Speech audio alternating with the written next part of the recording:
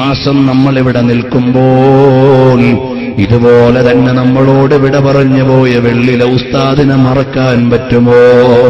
അത് ജന്നത്തുൽ ബഖീൽ കിടക്കുന്നില്ലേ? സാധുക്കളായ ഞങ്ങൾ ആ വർഷം ഹജ്ജിന് പോയ സംഘത്തിൽപ്പെട്ടവരാണ്.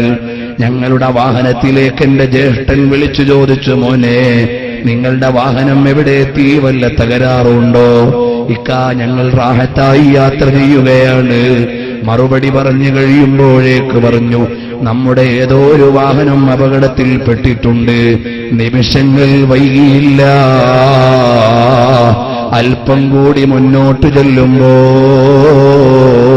അതാ റോഡ് സൈഡിൽ 3 ജനാസ മൂടിയിട്ടിരിക്കുന്നു.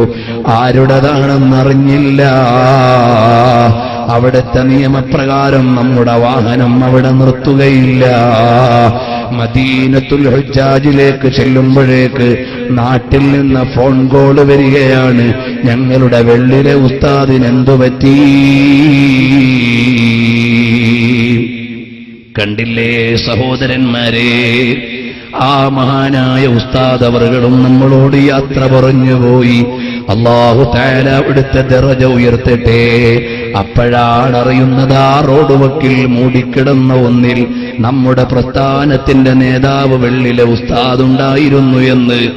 ആ യാത്ര തിരിക്കുന്നതിന് മുമ്പ് കഅബാലയത്തിന്റെ മുറ്റത്ത് വെച്ച് ദേവർശോല ഉസ്താദിനോട് പറഞ്ഞു, ഞാൻ പോയിട്ടേ നിങ്ങളെല്ലാവരും പോവുകയുള്ളൂ എന്ന്. ദേവർശോല ഉസ്താദ് പ്രാവശ്യം SYSന്റെ അമീറായി പോയതാണ്. അല്ലാഹു കബൂലാക്കട്ടെ, ആഫിയത്തും ദീർഘായുസ്സും നൽകട്ടെ. പ്രിയമുള്ളവരെ, അതുപോലെ പറഞ്ഞു പോയവർ ബഖീഇൽ കിടക്കുന്നുണ്ട്. മഹാനായ ചെറുശോല ഉസ്താദ് നമ്മളെ വിട്ടുപിരിഞ്ഞതിന്റെ മാസമാണ്. അതുപോലെ ഏറെ ആലിമീങ്ങൾ നമ്മളോട് യാത്ര ചോദിച്ചു. ഈ മാസം തന്നെയല്ലേ മലബാറിനെ മദീനയിലേക്ക് ചേർത്ത് വെച്ച് അനുരാഗത്തിന്റെ കവിത ചൊല്ലി പ്രണയത്തിന്റെ മാല്യം തീർത്ത ഉമറുൽ ഖാദി റളിയല്ലാഹു അൻഹു നമ്മളോട് വിട പറഞ്ഞ മാസമല്ലേ?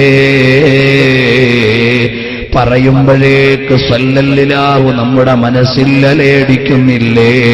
കൂട്ടുകാരാ, നന്നായി സ്വലാത്തു ചൊല്ലണം. ഹബീബായ നബി തങ്ങളോട് മഹബ്ബ